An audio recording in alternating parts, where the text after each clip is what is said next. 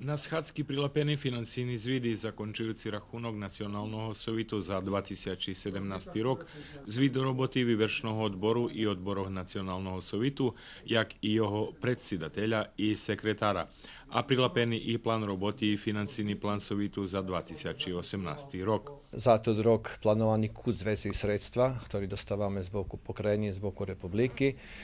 Zaš budú okolo 12,5 milióny. Najväčší výdatky, najväčšie financovanie bude za odbor za obrazovanie, kde treba sredstva vydvojiť za naše deti, za predškolské, za osnovné obrazovanie, za učebníky, všelijak i za kultúru, bude nám neobchodný naša manifestácia.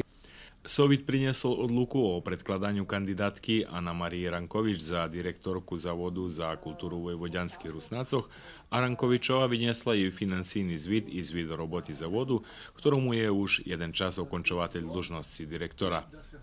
Sovit dal souhlasnosť i na financijný zvid i zvid roboty novinsko-vydavateľnej ustanovy Ruské slovo za 2017 rok, jak i souhlasnosť na plán roboty i financijný plán tej ustanovy za 2018 rok.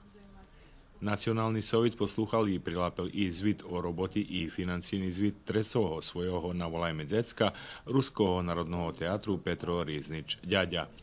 Na schádzky u zavodze potvrdzené odluky vyvršného odboru zo schádzky otrimanej 16.